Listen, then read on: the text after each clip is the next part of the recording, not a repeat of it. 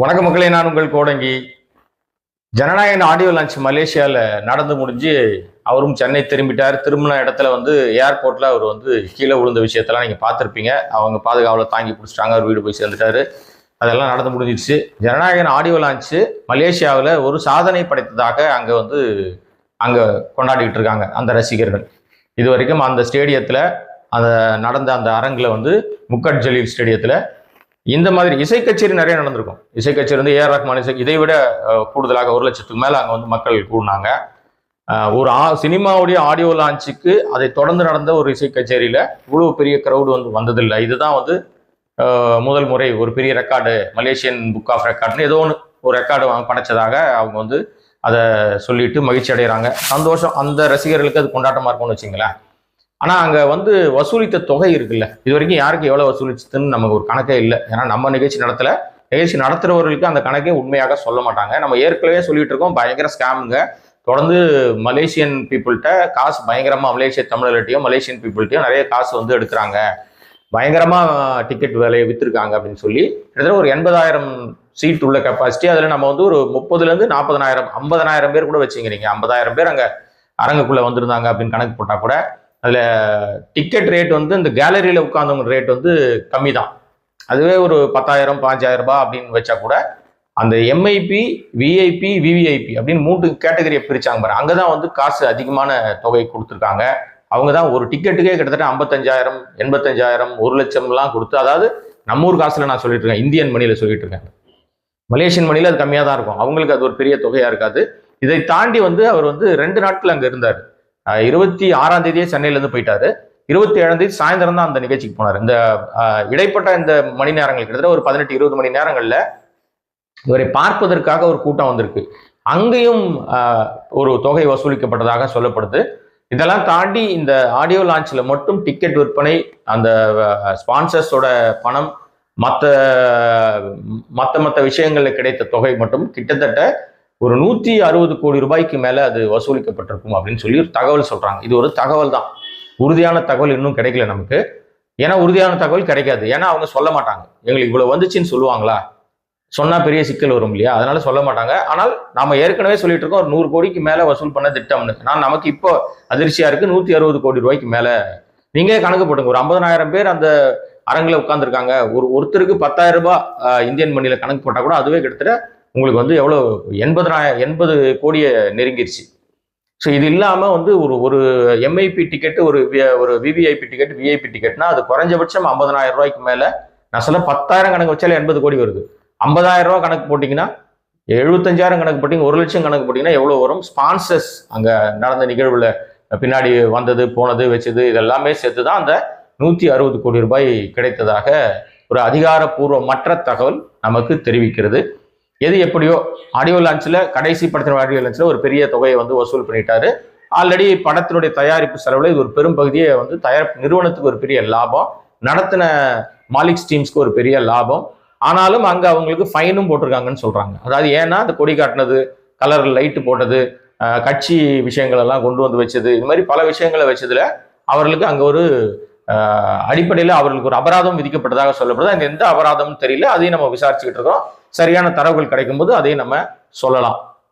கண்டிப்பா அபராதம் விதிச்சிருப்பாங்க. ஏன்னா கொடி காட்ட கூடாதுன்னு சொன்ன பிறகு ஒருத்தர் கொடி காட்டி அரெஸ்ட் ஆயிருக்காரு. ஆனா அவரை அரெஸ்ட் ஆனவரை காப்பாத்துறதுக்கு இந்த விஜய் தரப்பிலோ அல்ல ஆடியோ நிகழ்ச்சி நடத்துறாங்க பாருங்க, அந்த நிகழ்ச்சி ஏற்பாட்டாளர்களோ எந்த முயற்சி எடுக்கல. அவன் பாவம் ஆர்வ கோளாறுல கொடியை கட்டிட்டு அவன் ஜெயிலுக்குள்ள போயிட்டான். அந்த குடும்பத்தார் என்ன அவதிப்படுறாங்களோ தெரியல நமக்கு. அவன் எந்த அது நம்ம இங்க இருந்து போனவனா இல்ல மலேசியாலே இருக்கிறவரா அல்ல பஞ்சம் பிழைக்க வேலை தேடி போனவனா நமக்கு ஒன்றும் தெரியல, அந்த டீட்டெயில் தெரியல. ஸோ அது பாருங்க, அவனுடைய நிலைமை அது மாதிரி ஆர்வத்தில் என்ன பண்றோன்னு தெரியாம ஏதோ பண்ணிட்டான். ஸோ எனிவே, இப்போ இப்படி ஒரு விஷயம் போயிட்டு இருக்கிற நேரத்தில் துபாய், இப்போ நம்ம நடிகர்கள்ல பெரும்பாலும் துபாயை குறிவைத்து பல விஷயங்கள் பண்ணிட்டு இருக்காங்க. துபாயில ஆஃபீஸ் திறக்கிறது, துபாயில ஸ்டூடியோ திறக்கிறது, துபாயில மீட்டிங் ஃபிக்ஸ் பண்றது அப்படின்னு சொல்லி துபாய் ஒரு ஹப்பா வச்சிருக்காங்க இல்லையா? அதுல நம்ம நிறைய இந்திய நடிகர்கள் நிறைய பேர் துபாயில வீடு வாங்கிட்டாங்க. இப்ப சமீபத்துல அங்க ஆபீஸ் திறந்திருக்கிறது, வீடு கம் ஆபீஸ் திறந்திருக்கிறது யாருன்னு பாத்தீங்கன்னா நம்ம விஜயனுடைய மிக நெருங்கிய ரொம்ப செக்ரட்டரி மாதிரி, மேனேஜர் மாதிரி, இன்னொரு சொல்ல போனா கட்சியினுடைய இணை பொருளாளர் இருக்கிற தம்பி ஜெகதீஷ் வந்து அங்க வந்து ஒரு வீடு அலுவலகம் வாங்கியிருக்காரு. விஜய்க்கும் அங்க ஒரு வீடு அலுவலகம் வாங்கப்பட்டதாக சொல்லப்படுது. எல்லாம் தகவல் தான். ஏன்னா இவங்களுக்கு அதிகாரப்பூர்வமற்ற தகவல் தான் இவங்களை பத்தி உலாவரும். ஆனால் அவர் வீடு வாங்கி அந்த அலுவலகம் வாங்கி இருக்கிறது, அலுவலகம் திறப்பு விழா பண்ணியிருக்கிற எல்லாமே எல்லாருக்கும் தெரிஞ்சிருச்சு. ஆனா அங்க ஏன் அலுவலகம் அப்படின்னா, துபாய் வந்து ரொம்ப முக்கியமான ஹப். பிளஸ் வந்து அங்க நிறைய பிளஸ் பாயிண்ட்ஸ் நிறைய இருக்கு. துபாயை முக்கிய சென்டர் பாயிண்டா வச்சுக்கிட்டு நீங்க வந்து உலகின் எந்த நாடுகளில் வேணா நீங்க பிசினஸ் பண்ணலாம். அங்க வந்து விமானம் மூலமா நிறைய விஷயங்கள் பண்ண முடியும், கப்பல் மார்க்கமா சில விஷயங்கள் பண்ண முடியும். எப்படி வேணாலும் நீங்க வந்து கடல் மார்க்கமாவோ வான்வழி மார்க்கமாவோ என்ன பண்ணாலும் அங்க வந்து உங்களுக்கு துபாய் வந்து ஒரு வியாபார தலமாக இருக்கு. அவங்க வந்து பொழுதுபோக்கு பிளஸ் வியாபாரம் இதுதான் முக்கியமா அவங்க வந்து இது பண்றாங்க. வந்து விளைச்சல், அறுவடை, ப்ரொடக்ஷனு, கம்பெனிகள் அதெல்லாம் அங்கே எதுவும் பெருசாலாம் கிடையாது. அங்கே முழுக்க முழுக்க இந்த மாதிரி வந்து தொழில் முதலீட்டுக்கு தான் அவங்க வந்து முக்கியத்துவம் கொடுக்குறாங்க. அந்த அடிப்படையில் விஜயனுடைய மேலாளராக இருக்கிற தம்பி ஜெகதீஷ் அங்கே வந்து அலுவலகமும் வீடும் வாங்கியிருக்காரு. அவர் வந்து இன்னொரு வீடும் அலுவலகமும் விஜய்க்காக வாங்கி வைத்திருக்கிறாருன்னு சொல்றாங்க. ஏன்னா இவர் தானே முழுக்க பார்த்துக்கிறாரு. இப்போ விஜய் அங்கே வீடு வாங்குறதுல ஒன்றும் அதிசயம் இல்லை. ஏன்னா எல்லா நடிகர்களும் வீடு வாங்கியிருக்காங்க. சமீபத்தில் அஜித் அங்கே குடியேறிட்டார். இந்தியாவை வேணாம், தமிழ்நாடு வேணாம், நான் அங்கே போயிடுறேன்னு சொல்லி கார் ரேஸ்க்காக அவருடைய ஆஸ்தான விஷயங்களுக்காக அவர் வந்து துபாயில் போய் அங்கே வந்து தன்னுடைய வீட்டை, பிள்ளைகளை எல்லாருமே அங்கே கொண்டு போயிட்டாரு. வீடு வாங்கிட்டார். அங்கே தான் இருக்காரு அவர். எப்போ தேவைப்பட்டா இங்கே வராரு, இல்லைன்னா துபாய் வாசியாக மாறிட்டாங்க. அதனால இவரும் அங்கே, விஜயும் அங்கே அடிக்கடி, ஏன்னா இப்போ கட்சி வேற ஆரம்பிச்சிட்டாரு. இப்போ 26 தேர்தலை நோக்கி நகர்ந்துட்டு இருக்காரு. ஒருவேளை தேர்தலில் அவருக்கு ஏதாவது ஒரு பின்னடைவு இருந்துச்சு அப்படின்னா, மறுபடியும் நடிப்பு அப்படின்னா கொஞ்சம் ரெஸ்ட் எடுக்கிறதுக்கு அவருக்கு வேணும்.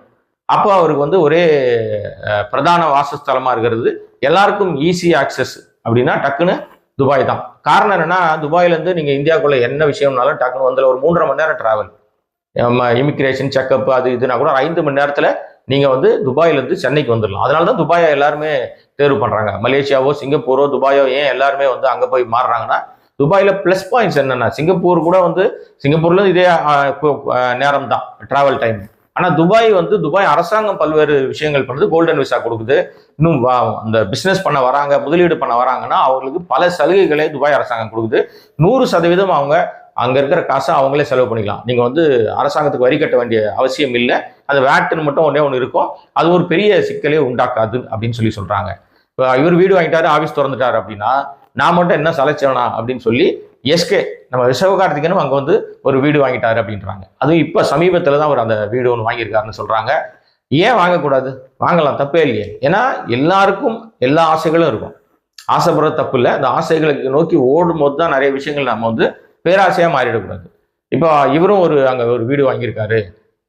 ஏன்னா இப்போ அடிக்கடி போயிட்டு ஹோட்டல்ல தங்குறதுக்கு நமக்கு வந்து ஒரு வீடு ஹோட்டல்ல தங்குற காசுக்கு 10 முறை 100 முறை நம்ம போறோம்னா அந்த காசை கொடுத்தாலே அங்க ஒரு வீடு வாங்கிடலாம். இப்போ முன்னாடிலாம் எப்படின்னா, துபாயில வந்து என்னதான் நீங்க சொத்து வாங்கினா கூட அந்த சொத்து வந்து லீஸா தான் பார்க்கப்படும். 99 இயர்ஸ்க்கு லீஸ் தான் கொடுப்பாங்க.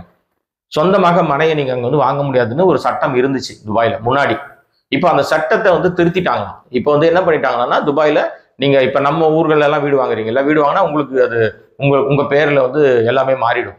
காலத்துக்கு உங்களுடைய சந்ததி, உங்க வழிவகை வாரிசுகள் அது பயன்படுத்திட்டே இருப்பாங்க. அந்த மாதிரி அங்க துபாயிலும் சில சட்ட திட்டங்கள்லாம் மாத்தினதுனால பல பேர் ஆர்வம் கொண்டு அங்க போய் வீடுகளை வாங்க ஆரம்பிச்சிட்டாங்க. அங்க வந்து எல்லாமே பாத்தீங்கன்னா 150 மாடி, வந்து 100 மாடி, 80 மாடி அப்படிதான் இருக்கும். எதுவும் 1 மாடி 2 மாடிலாம் இருக்காது. ஃபுல்லா பிளாட்ஸ், அப்பார்ட்மெண்ட்ஸ் தான். பல கட்டுமான நிறுவனங்கள் வந்து நிறைய சலுகைகளோடு நம்ம இந்திய நடிகர்களை குறிவைக்கிறார்கள். குறிப்பாக தமிழ் நடிகர்கள், நடிகைகள் மீது அவங்களுக்கு தீராத காதல் இருக்கு. ஏன்னா அவங்க தான் அதிகமான முதலீடுகளை வந்து போய் அங்க செய்யறவங்க, நல்ல ஜாலியாக சுத்திட்டு இருக்கிறவங்க. அதனால அவங்க மேல வந்து அவங்களுக்கு கண்ணு ஜாஸ்தி. அந்த அரசாங்கமும் எல்லாருக்கும் கோல்டன் விசா கொடுத்து கூப்பிட்டு இருக்குது. இப்போ இந்த தொகையும் வசூலித்த தொகை, ஜனநாயகன் ஆடியோ லான்ச்சில் கிடைத்த தொகையை நேரடியாக தமிழ்நாட்டுக்கு எடுத்துட்டு வந்துட முடியுமானா அதுலயும் சில சட்ட சிக்கல்கள்லாம் இருக்கும். ஏன்னா இங்க வந்து அங்க காசு கலெக்ட் பண்ணாங்க. பட் இங்க வரும்போது உள்ள நுழையும் போது இங்க வந்து அரசாங்கம் ஒரு வரிகளையோ மற்ற ஏதாவது ஒரு டாக்ஸ் கிட்ஸ் போட்டாங்கன்னா ஒரு பெருந்தொகையை அது டாக்ஸாக போயிடும். ஆனா அதை விடுத்து அந்த தொகையை அப்படியே துபாய்க்கு மாத்திக்கிட்டாங்க அப்படின்னா அங்கிருந்து பல விஷயங்களை செய்ய முடியும்னு ஒரு கணக்கு போடுறாங்கன்னு சொல்றாங்க. அது எவ்வளவு தூரம் உண்மை நமக்கு தெரியலங்க. இருக்கலாம் மேபி. ஏன்னா வந்து உங்களுக்கு வந்து 2 அரசாங்கங்களும் பார்த்தீங்கன்னா ஏறக்குறைய சட்டத்திட்டங்கள்ல ஒரே மாதிரி தான் இருப்பாங்க. துபாயில நீங்க வந்து அரசியல் பேசக்கூடாதுன்னா மலேசியால அரசியல் பேசக்கூடாது. இஸ்லாமிய நாடுகள் தான் ரெண்டுமே. ஸோ அவர்களுக்கு ஒரு சட்ட திருத்தங்கள் இருக்கும். அங்க நிறைய லிபரலா விடுவாங்க சில விஷயங்களை. நீங்க வெளியில இருந்து வரவங்களுக்கு இன்னென்ன விஷயங்கள்ல நீங்க பண்ணலாம் அப்படின்ற மாதிரி ஒரு கணக்கு இருக்கும். அந்த மாதிரி அதை நோக்கி தான் ஓடிட்டு இருக்குன்னு வச்சுங்களேன். ஸோ எது எப்படி இருந்தாலும் இப்போ அந்த வீடு வாங்கின விஷயம், ஆஃபீஸ் வாங்கின விஷயம் தான் பரபரப்பாக பேசப்படுறதுக்கு. இவங்க மட்டும்தான் வீடு வாங்கியிருக்காங்கன்னு நினைக்கிறீங்களா? நிறைய பேர் வீடு வாங்கியிருக்காங்க. அதுல சமீபத்துல இசை நிகழ்ச்சிகள் மட்டுமே நடத்திட்டு இருக்கிற ஒரு டீம் இருக்காங்க, நாய்ஸ் அண்ட் கிரைன்ஸ் அப்படின்னு சொல்லி. முதல்ல ஏஆர் ரஹ்மானை வச்சு ஒரு இசை நிகழ்ச்சி நடத்துனாங்க. அதுக்கப்புறம் பாத்தீங்கன்னா இளையராஜா வச்சு நிறைய ஷோ பண்ணாங்க. விஜய் ஆண்டனி பத்தி நிறைய ஷோ பண்ணாங்க அவங்கள வச்சு. இப்படி பல இசை நிகழ்ச்சிகள் நடத்தி கொண்டிருக்கிற ஒரு இசைக்குழு நாய்ஸ் அண்ட் கிரைன்ஸ் அவர்களும் துபாயில் அலுவலகமும் வீடும் வாங்கி விட்டதாக சொல்றாங்க. அவங்களுக்கும் அங்க வந்து ஒரு வீடு இருக்கு, ஒரு ஆபீஸ் இருக்கு. அங்கிருந்து அவங்க நிறைய விஷயங்களை பண்றாங்க. இது எல்லாமே பாத்தீங்கன்னா உங்களுக்கு நம்ம கோலிவுட்டே வந்து ஒரு கட்டத்துக்கு மேலே ஜாகையை மாத்திக்கிட்டு இங்கேருந்து வந்து துபாயில தான் எல்லா மீட்டிங்கா இருக்கும் போல இருக்கு. யார் அங்கே போனாலும் நீ துபாய்க்கு வந்துருங்கப்பா அப்படின்னா. ஏன்னா டிராவல் டைம் ரொம்ப பெரிய 4 மணி நேரம், அவ்வளவு 3.5 மணி நேரம் தானே மொத்தமே. உங்களுக்கு திருச்சியிலேருந்து சென்னைக்கு வரீங்கன்னு வச்சுங்களேன். திருச்சியில் இருக்கிறவங்க சென்னை வரணும்னா கார் எடுத்தாங்கன்னா அதிகபட்சம் ஒரு 5-5.5 மணி நேரத்தில் அவங்க வந்து டிராவல் ஒரு சீரான வேகத்தில் வந்தால் வந்துட முடியும் அப்படின்னு இருக்குல்ல. அதை விட குறைவான தூரம் தான் துபாயிலேருந்து இங்கே வரதுக்கு. இப்போ நீங்க யுவன் சங்கர் ராஜா எடுத்துக்கிட்டீங்கன்னா அவர் வந்து துபாயிலேயே செட்டில் ஆயிட்டார் கம்ப்ளீட்டா. ஸ்டூடியோ அங்கே போட்டார், அவர் இங்கே வரதே கிடையாது. அப்படியே நீங்க மீட்டிங் துபாய், இப்போ யுவன் சங்கர் ராஜா உங்க படத்தில் கமிட் பண்ணணும்னு முடிவு பண்ணீங்கன்னா வீடியோ கான்ஃபரன்சிங்ல பேசுறாரு, அப்படியே உங்களுக்கு சில விஷயங்கள் சொல்றாரு. ஒரே ஒரு மீட்டிங் நீங்க துபாயில போய் மீட் பண்ணி அவருக்கு அக்ரிமெண்ட் போட்டு அட்வான்ஸ் கொடுத்துட்டு வந்துட்டீங்கன்னா அவர் இங்க ஒரு முறை வருவார், அவ்வளவுதான். அதுக்கப்புறம் ஆடியோ லான்ச்சோ மற்ற ஏதோ ஒரு ப்ரொமோஷனுக்கு வருவார். மற்றபடி அவர் துபாய் விட்டு இங்க வர்றதே கிடையாது. எல்லாம் அங்கேயே ஒர்க் பண்ணிடுறாரு. ஆர்கெஸ்ட்ராஸ் டீமையும் இங்க இருந்து கூப்பிட்டுக்கிறாரு, வாசிக்கிறாங்க, திருப்பி அனுப்பிச்சு விட்டுறாரு. அங்க எல்லாமே பண்ணி ரெடி பண்ண பிறகு உங்களுக்கு மெயிலில் அதை அனுப்பிடுவாரு, நீங்க அதை கேட்டுக்கலாம் டியூன்ஸை. இப்படியாக தான் நிறைய விஷயங்கள் பண்றாங்க. அது ஒரு பெரிய ஏஆர் ரஹ்மானுக்கு அங்க இருக்கு, ஏற்கனவே இருக்கு. இப்போ யுவன் சங்கர் ராஜா அங்க வந்து இசை ஸ்டுடியோ ஒன்று போட்டாரு. இப்படி எல்லாரும் கோலிவுட்டே மொத்தமா துபாய் தான் கிளம்பி போகுது. அடுத்து என்ன நடக்க போகுது, துபாயில தான் எல்லாமே வந்து நடக்க போதா அப்படின்லாம் தெரியல. ஓகே, எனிவே விஜய் வீடு வாங்கின விஷயம், விஜயனுடைய மேலாளர் நம்ம ஜெகதீஷ் வீடு வாங்கின விஷயம், சிவகார்த்திகேயன் வீடு வாங்கின விஷயம் தான் இன்னைக்கு கோலிவுட்ல பரபரப்பான டாபிக்கா ஓடிட்டு இருக்கு. என்னங்க பராசக்தி ரிலீஸ் ஒரு பக்கம் இருக்கட்டுங்க, என்னங்க ஜனநாயகம் ரிலீஸ் ஒரு பக்கம் இருக்கட்டுங்க. பாருங்க, இது ஒரு பக்கம் இவங்களுக்குள்ள போனாலும் எல்லாம் இப்ப துபாயில ஒருத்தர் சந்திச்சா பேசிக்காமையா இருப்பாங்க. நண்பர் அஜித் அங்கதான் இருக்காரு, எல்லாருமே வந்து அங்க பேசிக்கிறது நமக்கு தெரியவா போகுது அப்படின்னு நினைப்பாங்க. ஆனா அப்படி இல்லை. டெக்னாலஜி ரொம்ப அதிகமாயிருச்சு. எங்க யார் என்ன பண்ணாலும் டக் டக் டக் டக்குன்னு கண்டுபிடிச்சு ஏதோ ஒரு விதத்துல எப்படியோ வெளியில வந்துடும். வீடு வாங்கின விஷயமும் அப்படிதான் வெளியில வந்துருக்கு. இல்லைன்னா நமக்கு எப்படி தெரியும்? நாம வந்து சென்னையில இருக்கோம், வந்து துபாயில வீடு வாங்கின விஷயம் நமக்கு எப்படி தெரியும்னா நண்பர்கள் வட்டாரம் துபாயில. இப்போ மலேசியால இருந்து நிறைய பேர் நமக்கு வந்து செய்திகள் அனுப்புறீங்க. அது மாதிரி சிங்கப்பூர்ல நண்பர்கள் சில செய்திகள் அனுப்புறீங்க.